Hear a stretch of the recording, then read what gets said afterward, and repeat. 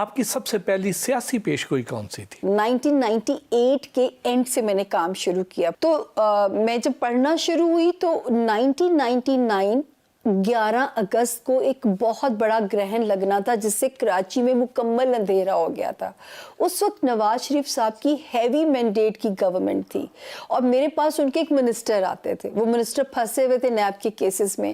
تو میں نے انہیں کہا آپ کیسز کی فکر کر رہے ہیں, آپ کی تو گورنمنٹ جانے والی ہے. وہ کہتے ہیں آپ کیسی باتیں کر رہی ہیں سامیہ جی. اور پھر وہ میں نے سین اپنی آنکھوں سے دیکھا. جس سیاسی پیشگوئی کی میں بات کر رہا ہوں اس وقت تو پرائیویٹ ٹی وی چینلز بھی نہیں تھے, سوشل میڈیا بھی نہیں تھا, تو آپ نے کس پلیٹ فارم پہ وہ پیشگوئی کی تھی؟ ویسے آج تک نا یہ سوال کسی نے نہیں کیا, لیکن آپ نے کیا باریک سوال کیا ہے. اس وقت سر میرے انٹرویوز شروع ہو گئے تھے اخباروں میں. انٹرویو دیتے ہوئے کہا کہ اس سال 11 اگست کا جو ایکلپس ہے اس گورنمنٹ کو اڑا دے گا. وہ جو منسٹر تھے فائق جمالی ان کا نام تھا, ظفر اللہ جمالی کے جو بھتیجے تھے, وہ میرے پاس آئے تھے. اب 2019 26 دسمبر جب سارے میرے پینلسٹ کو روشن پاکستان نظر آتا تھا, پاکستان ریکارڈ ترقی کرے گا, پاکستان یہ کرے گا, اب اس وقت بھی میں نے اسی گرہن کو بیس بنایا جو کہ 1999 میں لگا اور ملک کا یہ حال ہوا. آپ نے عمران خان کے بارے میں بھی پیشگوئی کی تھی کہ 2020 میں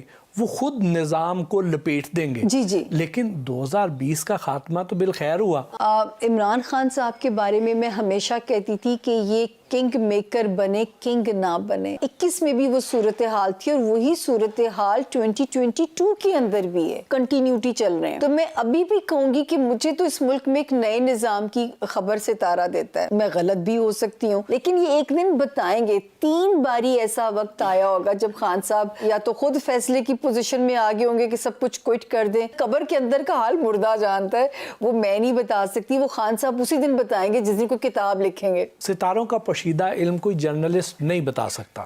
اسی طرح جو سیاسی تبصرے ہیں یہ ایک اسٹرولوجر کے بس کی بات نہیں ہے, لیکن آپ اپنی سیاسی پیشگوئیوں کی وجہ سے میڈیا میں خاصی مقبول ہیں. اچھا, میں اس میں نا تجزیہ نہیں ڈالتی. تو سر میں تو لاجک کی بات کرتی ہوں, دلیل کی بات کرتی ہوں. اگر جتنی پیشگوئیاں میں ابھی بھی دے رہی ہوں تو میں دلیل کی اس کے بیس کے اوپر ہی دے رہی ہوں.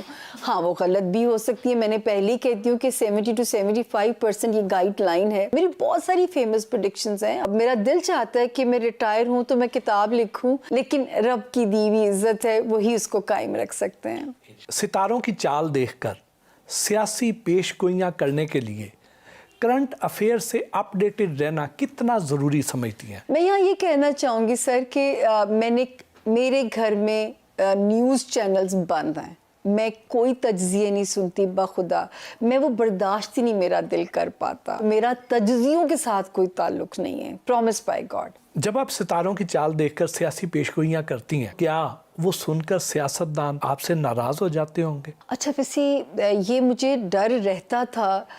دیکھیں مشرف صاحب کا دور گزرا, زرداری صاحب ایک اپنے اندر ایک الگ ڈکٹیٹر تھے, نواز شریف صاحب. میرا خیال ہے سر اگر آپ حق کے راستے پہ چل رہے ہیں نا, میری بھی انویسٹیگیشن ہوئی ہوگی کہ میری پاس کوئی چڑیا نہیں ہے, میرے پاس کوئی مخبر نہیں ہے, ڈائریکشن ہی بتا سکتی ہوں نا. اب جیسے اس سال اب نواز شریف صاحب کی سڑستی ختم ہوئی ہے تو اب ہم ان کو کہہ سکتے ہیں کہ اگر آپ واپسی کا رسک لینا چاہتے ہیں تو لے لیجئے, کہ تھوڑی بہت سختی کے بعد آپ کی معافی ہو جانی ہے. عمران خان صاحب پوشیدہ علوم میں دلچسپی بھی رکھتے ہیں اور ان پر یقین بھی رکھتے ہیں. بالکل جی, بالکل. تو ان کی طرف سے کبھی آپ کے ساتھ کوئی رابطہ کیا گیا یا نہیں؟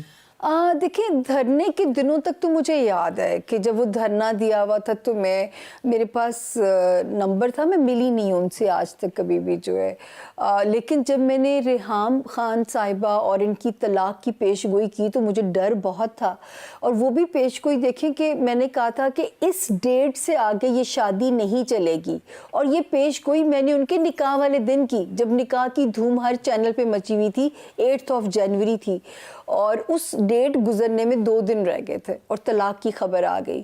کیونکہ خان صاحب کے اندر ایک مزاج ہے کہ وہ اپنے اسکرپٹ کے خلاف نہیں چل سکتے, وہ اس طرح فلیکسیبل نہیں ہے کمپرومائز کرنے میں. اور مجھے ڈر لگا کہ یہ لوگ مجھے تو شاید وہ کر دیں گے, لیکن ریحام صاحبہ بھی بڑی سویٹ ہوگی اس پیشگوئی کے بعد, جہاں مجھے ملی بڑے اچھے سے ملی. اور اس وقت خان صاحب بھی میرے میسیجز کو رسپونڈ کر دیا کرتے تھے, میں انہیں کہتی تھی, کیونکہ میں سچ مچ پی ٹی آئی کی डाई हार्ट सपोर्टर थी।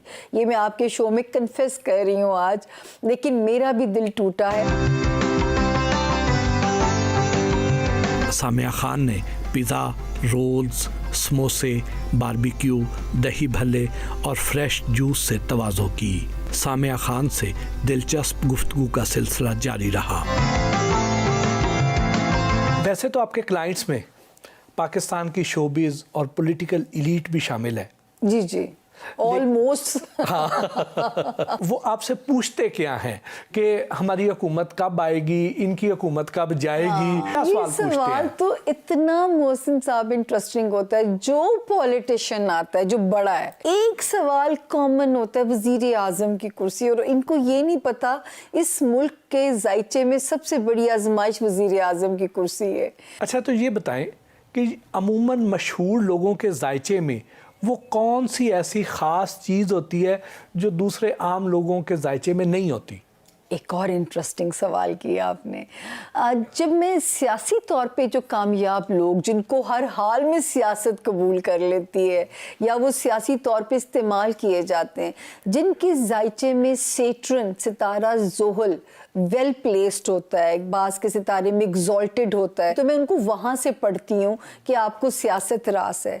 इमरान खान साहब देखें, शेख रशीद साहब, मौलाना ताहिर कादरी साहब, शहबाज शरीफ साहब, उनका भी ये एग्जॉल्टेड है। एक लिस्ट है मतलब जिनको हर हाल में आप इनको लाइमलाइट में देखते रहेंगे। आप जो बात कर रही थी साठ सती की, तो ये साठ सती होती क्या है और कौन लोग इसका शिकार होते हैं, इसकी निशानियां क्या होती हैं? सर, आज तो आप दूसरी छक्के पे छक्का मार रहे हो। मैं आपकी टीम को जो है ना वो दोनों हाथों से, पहले एक हाथ से सलूट किया, तब दोनों हाथों से करती हूँ। बड़ा इंपॉर्टेंट सवाल। अच्छा, लोगों को एजुकेट किया जाए कि जो इस मामले में एक एवरेज लाइफ में ये 3 मरतबा आती है, और एक हिट आप एक ही बार ज़्यादा होते हैं उसमें जो है ना, बाकी फिर अल्लाह मियाँ हाथ थौला कर देते हैं। इसका जिक्र कुरान पाक में भी मौजूद है, हज़रत याकूब वाले वाक़े के अंदर मौजूद है। ज़ोहल आपके जायचे के, जब आप बॉर्न डेस्टिनी लेके पैदा हुए, 12वें घर में जाता है, तो वहाँ से इसका असर आप पे शुरू हो जाता है। जैसे पाइसिस को इस वक्त सन की सरसती लगी हुई है, तो पाइसिस का 2021 बहुत डिफ़िकल्ट ईयर था, लेकिन ये 2.5 साल क़याम करता है सितारा। 2.5 साल, पहले 2.5 साल बहुत सख्त होते हैं, दूसरे 2.5 साल आपके रिश्तों के इम्तिहान शुरू कर देता है, और आखिरी 2.5 साल में आपकी माल की आजमाइश लेता है, फिर ये निकल जाता है। आप नवाज शरीफ साहब को देख लें, इतना बड़ा एम्पायर जिस आदमी का हो और वो अपनी साख ना बचा सके, सिर्फ सरसती के कारनामे थे। अमूमन लोग शादी ब्याह के लिए रिश्ते तय करते हुए एस्ट्रोलॉजर से कंपैटिबिलिटी चेक करवाते हैं, तो उनके जायचे में कौन सी ऐसी कॉमन चीजें होती हैं कि जिससे वो कंपैटिबल हो जाते हैं? Another interesting question, I must say that. देखिए, मैं लव स्टार्स की उसमें एक लैंग्वेज है। औरत के लव स्टार्स चेक करनी हो तो मैं सन और मार्स की पोजीशन बना के पढ़ती हूँ। आदमी के लव स्टार चेक करने हो तो मैं मून और वीनस को मिला के पढ़ती हूँ। चांद वो वाहिद सितारा है चांद कि जो 52 आवर्स एक घर में रहता है, 52 आवर्स के बाद दूसरे घर में छलांग कर जाता है। तो ये मर्द की फितरत में जो एक वो रखा गया ना कि उसके अंदर उसको चेंज की ख्वाहिश आने शुरू हो जाती है, तो ये भी साइंस से साबित होता है।